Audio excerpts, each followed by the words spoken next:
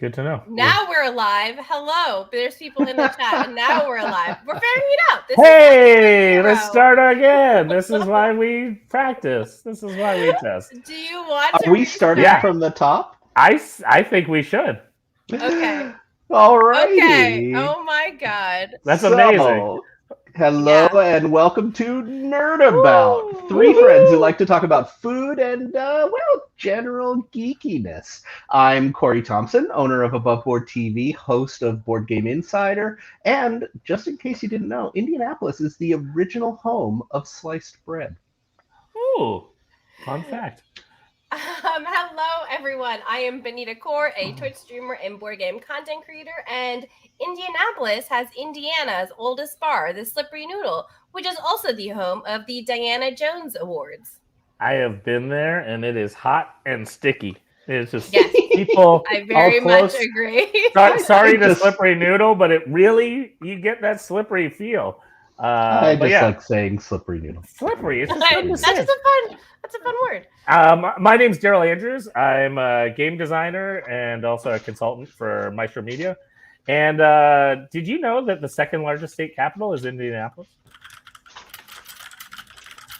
Fun facts. So as you may have guessed, our first episode 0, is going to be based on the city of Indianapolis. And why don't, Corey, you start us off with some of the sites and places to be? So all of us have spent a lot of time in Indianapolis, generally around conventions and things of that sort. And when you're walking around the city, one of the biggest things you notice is Monument Circle. This is really worth walking to and going in person. There's a lot of central circular streets in Indianapolis, and they all kind of lead to this giant statue that celebrates Indiana's people who were in multiple wars. And it is just a breathtaking, enormous piece of statuary. I learned recently that no surrounding building is allowed to be more than 8 stories. So sunlight is always falling on those statues.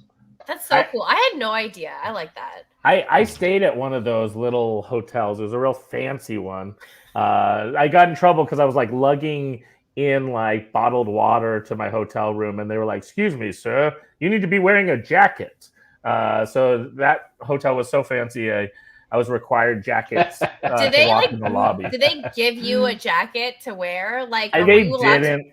They just yelled at me and then told me yelled at you. Yeah, and I just every time I would like run through the lobby to my hotel room as fast as I could. Are you just supposed to carry a jacket with you if you want to go through the lobby? It was so fancy. One of the cool things about all the hotels in Indianapolis is a lot of them are interconnected. There's skyways, there's tunnels, there's just this nice little mush of ways to get from place to place without going outside. Yeah, I personally love the connected hotels. I mean, I'm not a big fan. Usually when I'm there, it's a hot day, and so the sewers kind of have a bit of a stink on the road. But also it's like very nice to be able to walk through these nice air-conditioned sky tunnels where you can ride escalators and elevators and get from one end to the other. It goes all the way around the convention center, even connects to the stadium.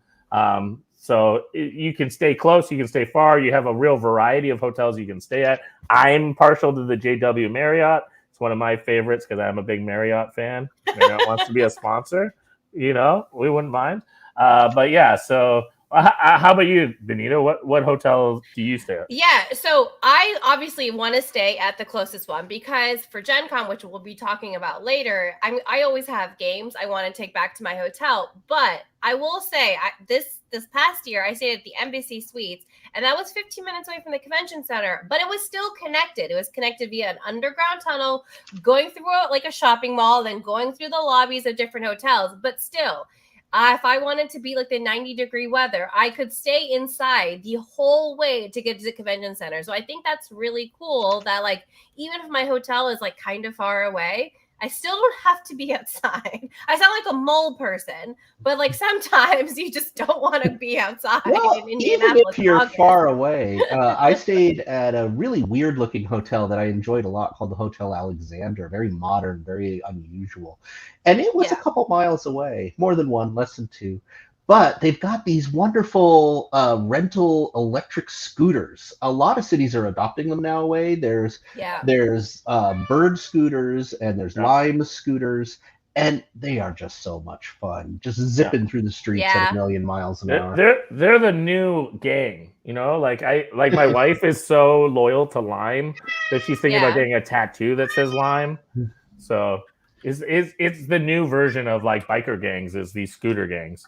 And Oh, I yeah. will say Lyft has it too. Like Lyft, if you like you can like rent instead of like a cab, you can rent scooters.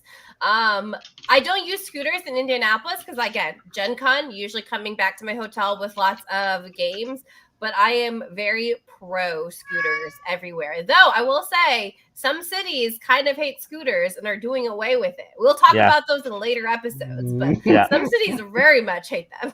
Yeah. So, also in Indianapolis, we've got Lucas Oil Stadium. This is actually the largest NFL stadium in the country.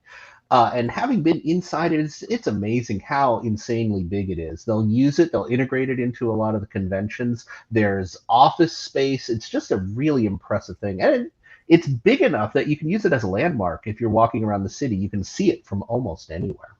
Yeah, I've been on the field of Lucas Oil. Yeah. During Gen Con, they actually partition off a little small That's section. so cool. I have pictures of myself acting like I'm a linebacker on it, which a lot of geeky gamers just looked at me real weird. I felt like it was like a role reversal. Like I was Yeah, doing- like, No what? sport. You're Yeah, doing no sports. at Gen Con? Sports. Okay, so I've only played board games in Lucas Oil, and I've had meetings in the and like the suite. So all I can speak to for this stadium is that hey, they're having some nice suites. Good for them. So I just want to touch on two more really quick sites within Indianapolis that are really cool. The world's largest children's museum is in Indianapolis. It's got a carousel, a spinning couch. It's really an amazing place to take kids. I haven't been. Everyone I know who has says this is a must visit. And then near and dear to my heart is the Kurt Vonnegut Museum. Vonnegut, such an amazing writer, one of my favorite authors, and Vonnegut's family have very strong ties to Indianapolis. Kurt's father and grandfather were architects, designed many of the big prominent buildings within Indianapolis. And Vonnegut, a little bit of geekiness here. You can go to the museum and see manuscripts, you can see typewriters, but also he tried to design a board game in the 50s and actually was famously quoted as saying it was so much harder than writing a book. And his board game actually was released this year through a mutual friend of ours, Jeff Engelstein. So Vonnegut Museum, if you're a Vonnegut fan or love the books, it's a must-see.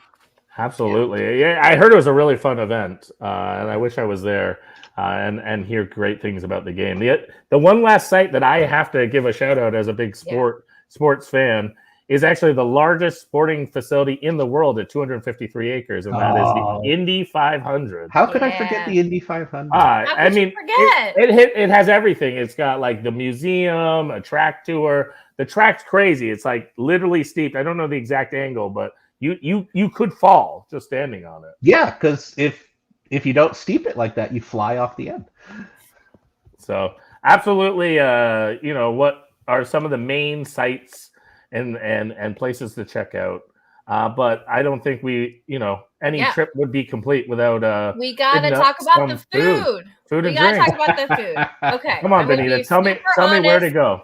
I'm going to be super honest. When I think about food, I don't automatically think of Indianapolis, but there are some really cool places. My first time ever for when I was in Indianapolis, Daryl was like, Benita, you got to go to St. Elmo's Steakhouse. So that is where we went. And, good steak, nothing to not amazing, but good. But what was really memorable was the shrimp cocktail of death. What does that mean? That means famous.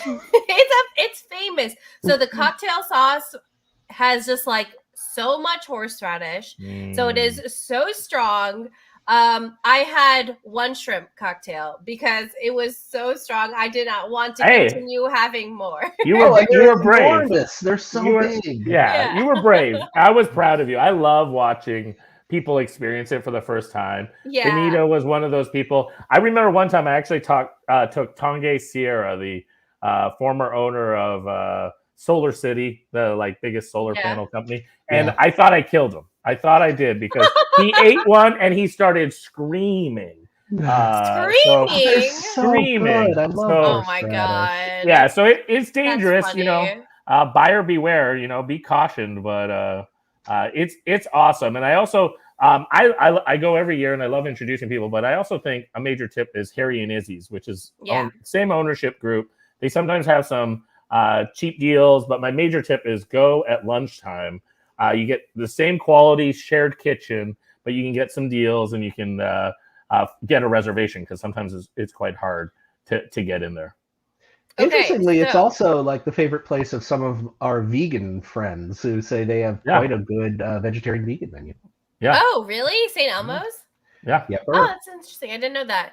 Okay, but Corey, tell us about Rathskellers. Well, you brought it up with the horseradish talk. Rathskellers is a traditional German restaurant, and it is an enormous open space. They have festivals, they have big gatherings, and the German fare is amazing. It is so good, and I've lived in Germany for a little while. This is dead on. However, you need to order the homemade pretzels with the horseradish mustard, and I'm going to say that horseradish at least twice as strong. No, how is that possible, Corey? At least twice as strong. That's crazy. I have seen grown men cry and collapse. I call shenanigans. I call that you're lying. There's no I gotta try it. It is so good. You got to go just for that. It hurts. Okay, next year, Nerdabout live show at Rathskellers. Yeah, we'll be testing. Trying this mustard out, basically. I mean, I want to try it. Yeah, we're going to continue the horseradish talk. Apparently, that is what Indianapolis is known for. Of course. So one restaurant that is kind of out of the way, it's like 15-20 minutes away from the convention center, is Bodhi. So it is a Thai craft cocktail restaurant and bistro. It's really good food. Well, one of the things that I've liked best there was their very spicy shrimp cocktail. And when I say spicy, I'm Indian. It's spicy. It's more spicy than it's horseradishy. Obviously, there is some horseradish because it is cocktail. But I had one, I'm like, whoo, okay. I really like the flavor of this. And other really good things there were the crab puffs, the spring rolls, the satay. All of those were really good. But their very spicy shrimp cocktail stood out. And on the menu, it literally says very spicy shrimp cocktail. Keep that in mind. Hey, you've been warned. Right. You've been warned. But I really recommend it. Okay, but another restaurant we want to talk about is Bluebeard. Daryl, tell us about Bluebeard. I love Bluebeard. I'm very partial to. There's actually a strip along Virginia Ave of wonderful restaurants. Milktooth, which is one of my favorite breakfast spots. Mm-hmm. There's Tapper's Arcade, which has great, appetizers and stuff. But my go-to favorite restaurant personally is Bluebeard. They don't do reservations. It's very trendy, kind of farm to table, American kitchen, lots of shareable plates, lovely, craft cocktails, built in a nice historical building. I think that was originally from 1924 when they renovated it. Just a lovely menu. It keeps rotating. But my most memorable experience was I actually rented the second floor. There's a private room that you can book for 20 guests where you have a chef assigned to you and a tasting menu. And I had some wonderful guests with me. Some right here. We had so that it was a pretty special meal. So amazing. It was amazing. Oh, so good. And we had some special guests. Do you remember who joined us? Yeah, it was Matthew Lillard. And I remember freaking out because that was my first time ever meeting him. And I was like, and I remember we took a picture and I sent it to my family group chat with my cousins. And they're like, are you hanging out with Shaggy right now? And I'm like, yes, I am. Yes, I got am. to sit next to Matthew. Shaggy. It was so fun. We had such a good time. Yeah. So that's a special one to me. Maybe on the opposite side of the spectrum, Benita, what is... Maybe okay. It's steak, but is it? Is it? I voted to cut this one.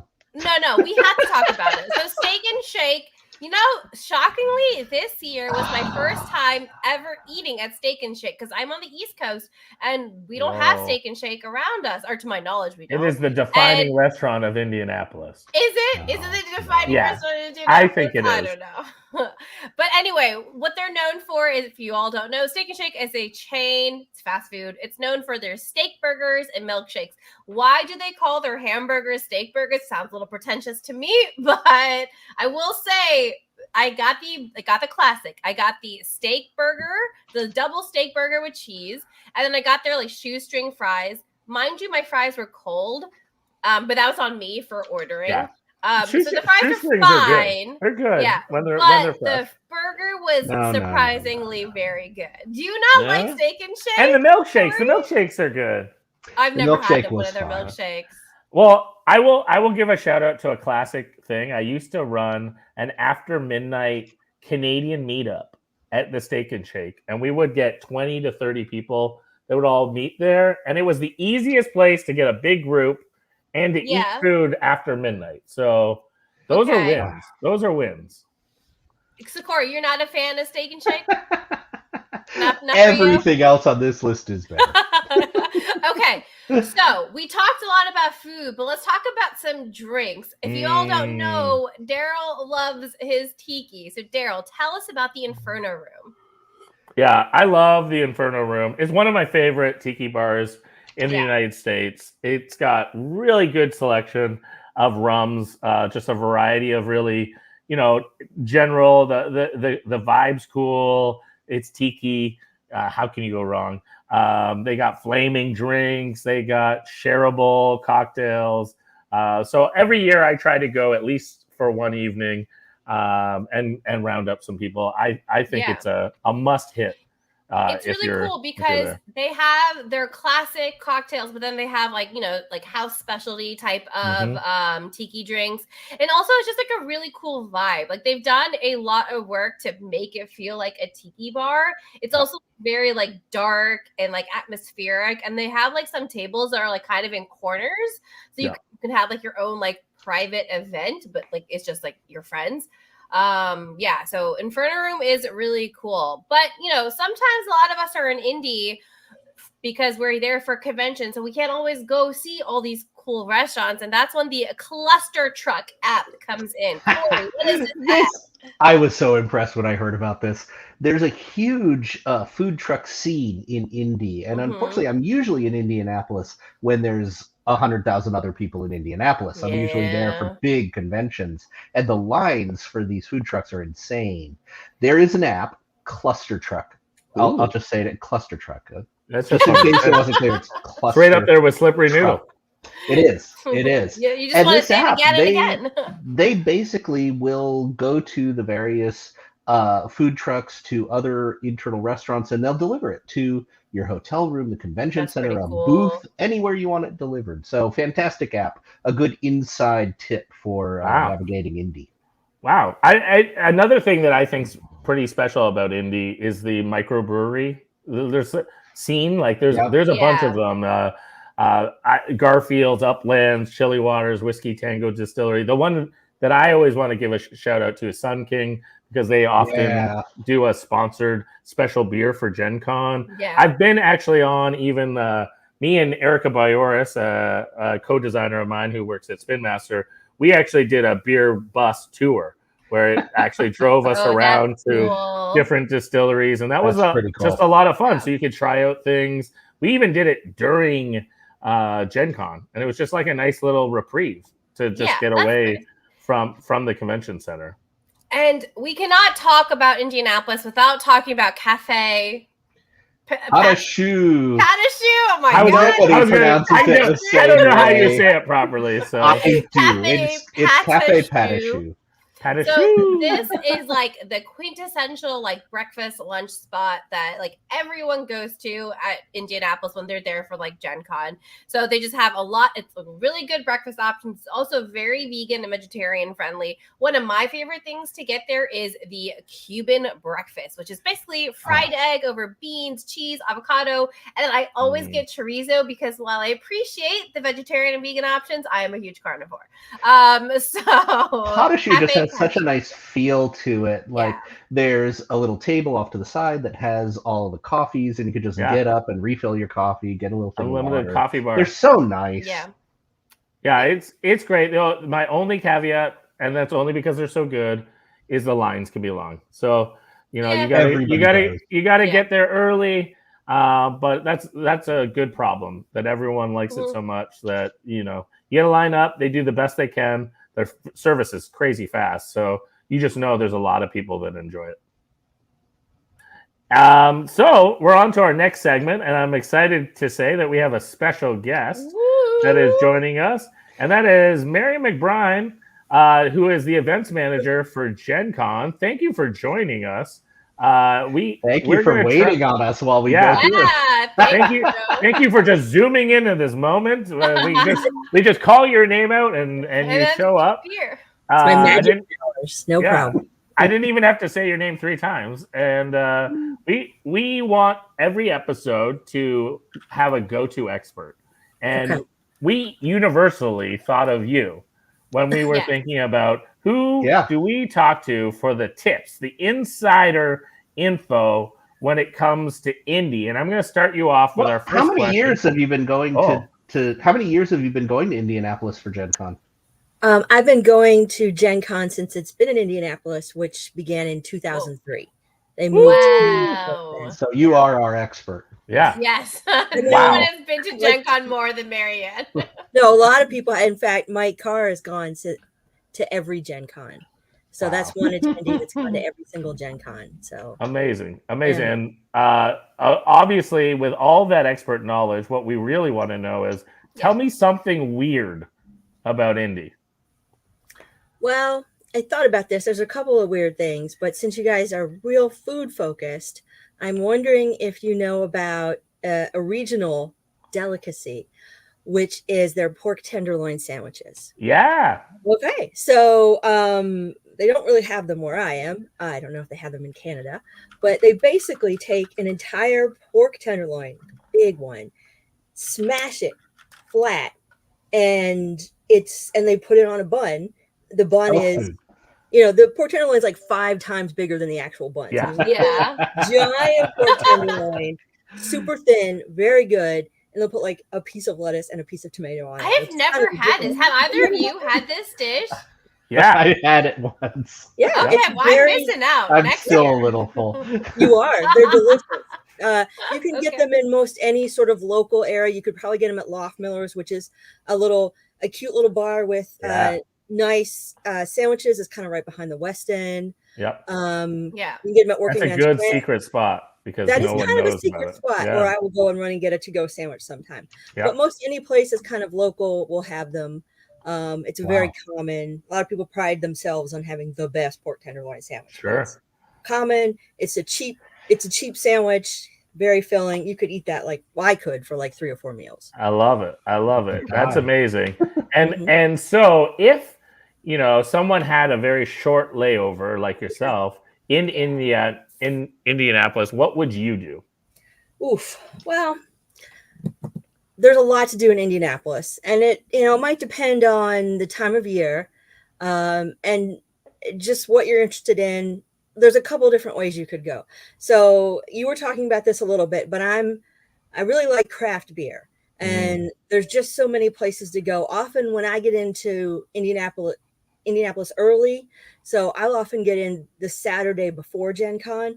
So on Sunday, I'll often go around to some of those little micro breweries. Garfield is one of my favorites. It's just a little micro brewery. Metazoa's Dog Friendly Chili Water's a fun place. A lot of cool little places like that. We often do that. But also, there's a lot of great museums. You mentioned the Children's Museum.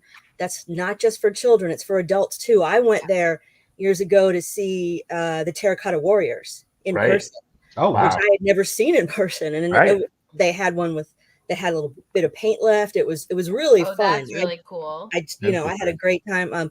The Idle Jorg. I'm sorry, you saw my cat. No, the Idle love cats. it has a great selection of Western art and a lot of indigenous arts and crafts. Their state museum is right over in that area too. There's also Conner Prairie, which again is seasonal. So it's only open because it's sort of an outdoor. It's like a Williamsburg, Oh, where they wow. sort of have historical That's cool. reenactment, but it's a prairie town. So that's really cool. And you also haven't mentioned a place I love to go, which is Nine Lives Cat Cafe, Oh yeah. which is a cute little cat cafe. Because I can't travel with my cats, but if I miss my cat, Oh my gosh, your cat.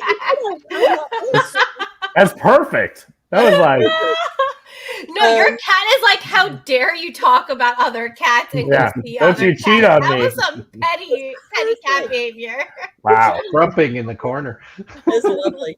But yeah, they have all cats there that you can adopt and play with, and they make a really good chai latte there. That's the best one I've had in town at Nine Lives Cat Cafe. I know that sounds weird. Oh no, I gotta try that out. Yep. Chai lattes are my Oh, fave. So I Too do many recommend places it. I need to go. Yeah. okay, I love this.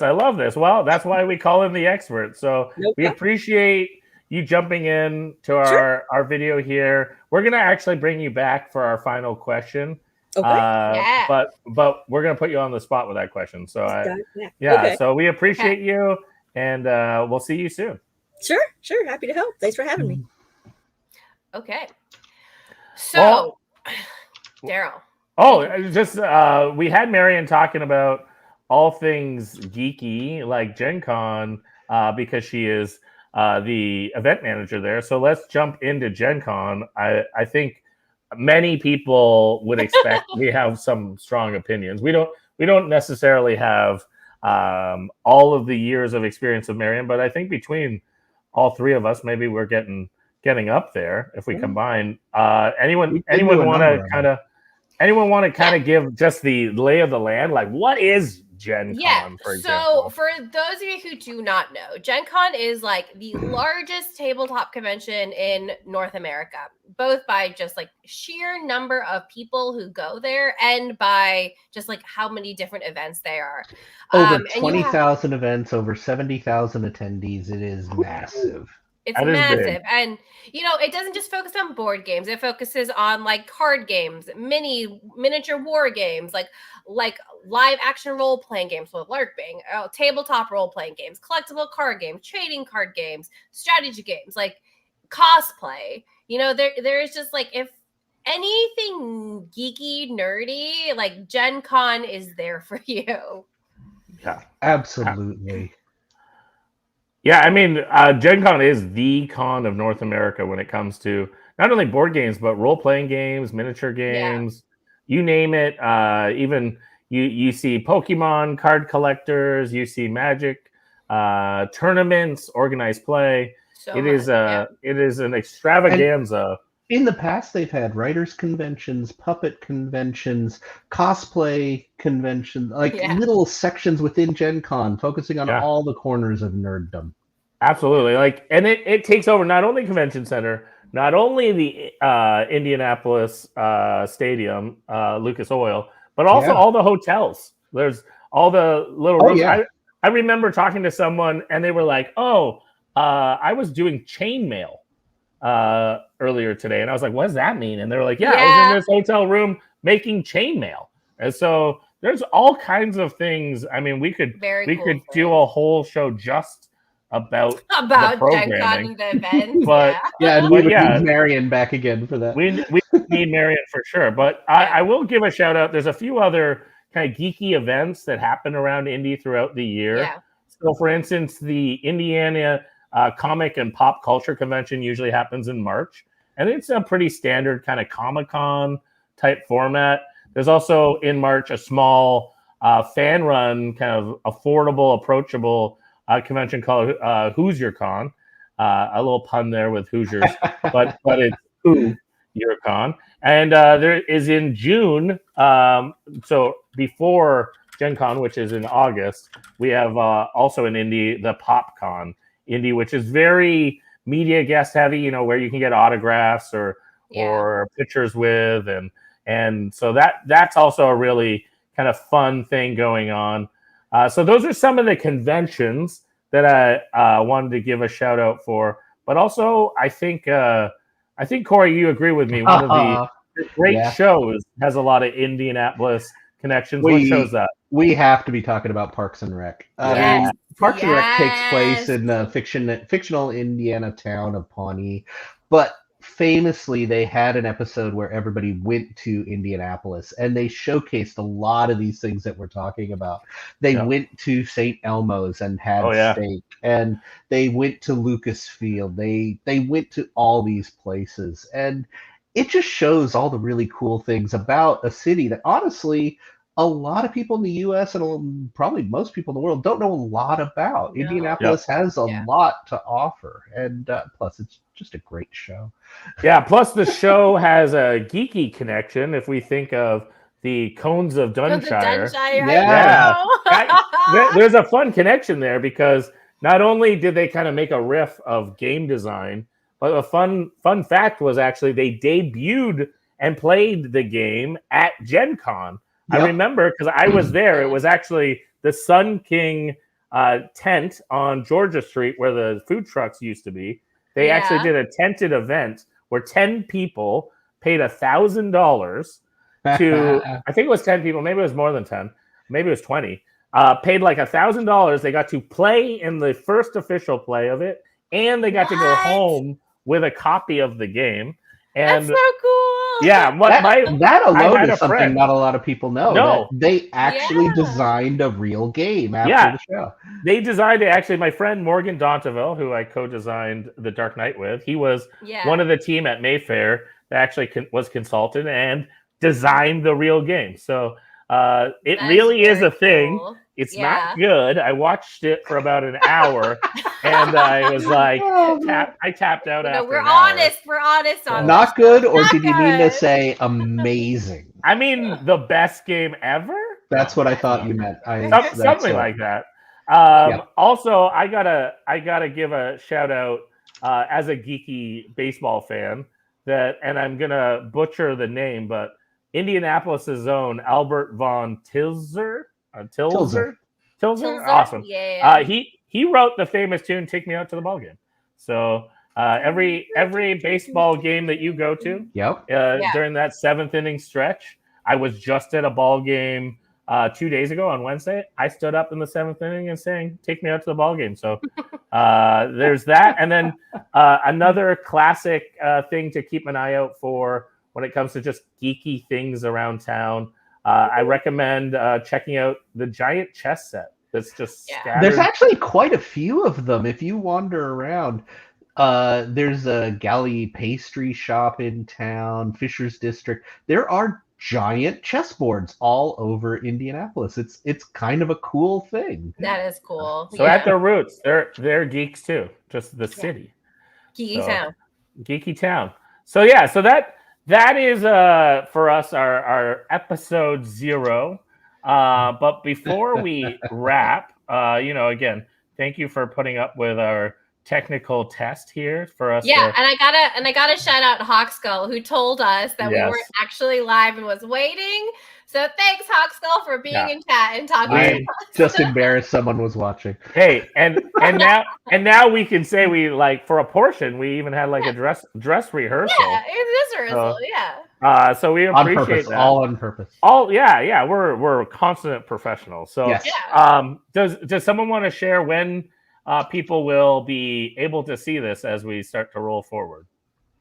Oh, what's up? More games, please, Ross. Well, before we do that, we got to talk about our final. I'll get there. I just wanted to give the plug of when can people see episode 1, and what city will we be highlighting then? Okay, our episode 1 is Tuesday, September 10th. We're going to go live, if everything goes well, cross your fingers, at 3 p.m. Eastern. And we're talking about Copenhagen because that is when the 3 of us became friends for realsies and traveled together. We spent a week together in Copenhagen, so we got to talk about it. I love it. So absolutely. We'll have lots to share there. But for our final question, we're bringing Marion back. Thank you again for being our indie pro. And being our test guinea pig. And our test guinea pig for putting up with hanging out in the green room and such and technical difficulties. We appreciate you. You should see it. Yeah, You could yell at my PA if the snacks were inappropriate. Yeah, Try to if- put the right colored M&Ms out for you. Yeah. No, Oh just no. no. They weren't green? Uh-oh. But yeah, we got the question for you. No one knows each other's answer.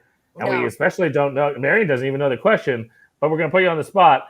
Most hyped game from Gen Con. What we just experienced back in August, Gen Con, and it is tons of games coming out. Well, I'll give Marion the most amount of time and say, I'll put Benita on the spot. We'll go clockwise around so that Marion has the most time to think about it. And then you can tell us if we're wrong. I'm ready for this question. You're Before right. we were in the green room, Corey shut down so many of my ideas. I was like, okay, you know what I'm going to do? I'm going to go to BGG, Board Game Geek, go to the Gen Con preview list and see which one has the game has the most. Oh, cheating. up. Cheating. I cheated. Yeah. Boo. Whatever. Anyway, the most thumbed game from that list was Rock Hard, which was a very hyped game at Gen Con. I'll admit that's a good answer. That's a pretty good answer. And Jackie Fox is pretty cool. Yeah, so Rock Hard is I was really ready to make fun of you, but that's a good one. Yeah, that was pretty Rock good. Hard is designed by Jackie Fox, published by DeVere. It is Jackie Fox's first board game, and it kind of talks about like how to become a rock star because Jackie Fox was part of the Runaways. Yes. Very famous band. And this game is so good, y'all. I've been able to play it. It is a light to medium worker placement game, and it really stays to its roots. You have a job, but then eventually you have to quit because you got to focus on your rock stardom. You also have some candies to help you along the way, you know, candies. And sometimes they help you, and sometimes they're negative, just like, you know, real life candy. And so a lot of candy. Yeah, so that is my answer for most hype game from Rock Hard. From Gen Con is Rock Hard. And it did sell out. Like, it sold out really, really very fast. Good answer. And people were standing in line. Good suck up answer. You. using stats. What are you, science or something? I don't think this is cheating. I'm using all the tools at my Research? disposal to answer.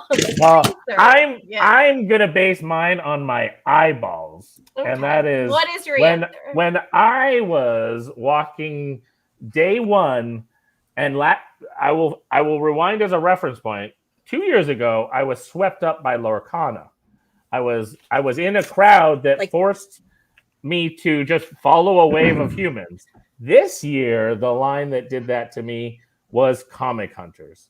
So it wasn't necessarily like the newest, because technically we know that people have imported and it was in Brazil and yada yada. But this was the first time that Comic Hunters could get acquired in North America. Yeah. Spin Master had it, and they had a line zigzagging everywhere. It was such an effort to put it out. It was so many people were involved to make it happen. Corey, Absolutely. where is you making fun of Daryl? When I said this answer earlier, you're like, "Oh, this game's been out for 3 years." Where's the sass for Daryl right now? It's a terrible answer. I don't know. All right.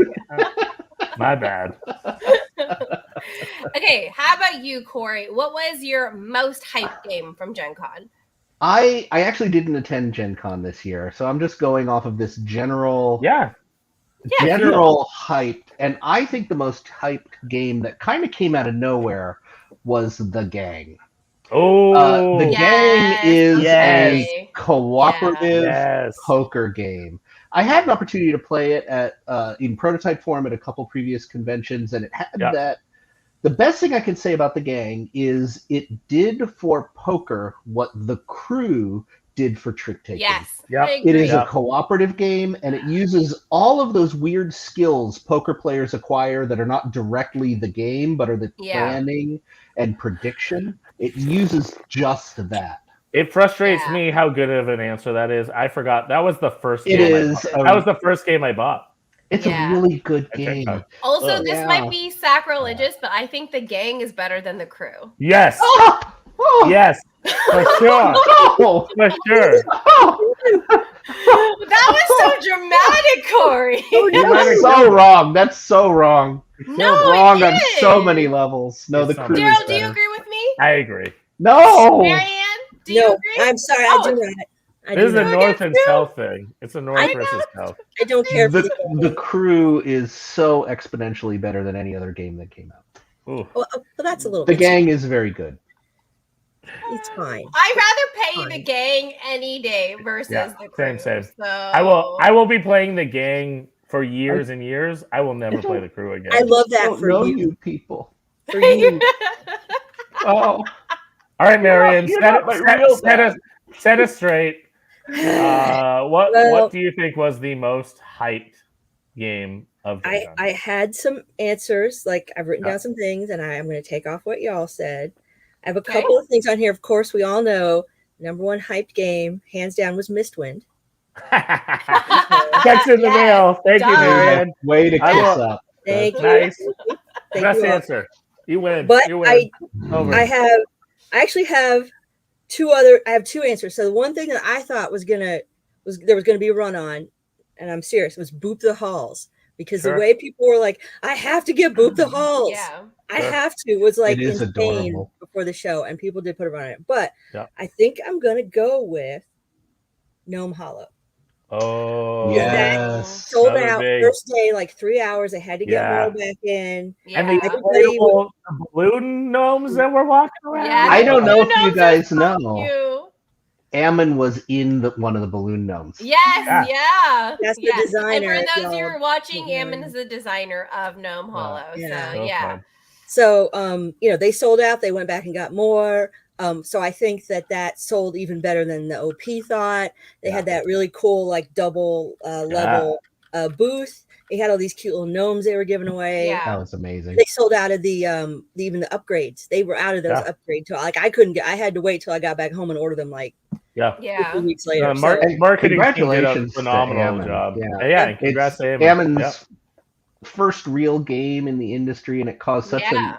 such a behind the curtain uproar. So many companies were interested, and Ammon is Yeah. the Renaissance man. He designed it. He did the art. He did the graphic design. He built the little magnetic boards. He made this thing amazing. It's just a great, cute little game. So So if you all are looking for games to go play, you got to go You again. got some The recommend? Gang, Yeah. Gnome Hollow, Boop the Halls, Comic Hunters, No. and that was it, right? Mistwind. Mistwin, and obviously Mistwin. That's like And number obviously one. missed one. Missed one And is number obviously one. Mistwin. Yeah, just don't look at the stuffed animal like Corey does. Oh, please no. That's gonna be like a Nerdabout After Dark show. Yeah, You after understand dark that, show. Joe? If you After have Dark show. questions. Yeah, and on that note, as we say goodbye, please find us on socials. We're setting all that stuff up. Thank you for checking this out. You're probably watching this, and we're already multiple episodes in, and you saw where we started from. But yeah, Where this we is have nothing. we It's have a no good thing we got graphics. better. We're working on all that, but we wanted to set the Working. bar right here. But you see the potential. You see how it's going to be fun, and we're being quick, and we're going to interact with. We're not going to this episode, but at the end of an episode, if you're in the chat, we'd love to interact with you. And so, if you have questions along the way, then we can interact with those at the end. And yeah, so that's our show. Thanks for tuning in. We don't even have a tagline yet, so if you have suggestions for a tagline, let us know. We're know. just nerding about town. There you No. go. And Hawkskull, we got a comment from Hawkskull. No, we're not saying nerd about time. That was a no. better idea than that. No, All no, right. no. So Thank you. Hawkskull says, thank you all. It's been a blast. Everything was pretty smooth from this end. Yeah, I gotta say, Hawkskull is probably the MVP for today because he told us that we weren't live. He also told us that we had two different things going on. So thanks for being in chat, Hawkskull. That's awesome. Love it. Awesome. All right. Okay. Bye, So long, everyone. everyone. Bye. Who's hitting?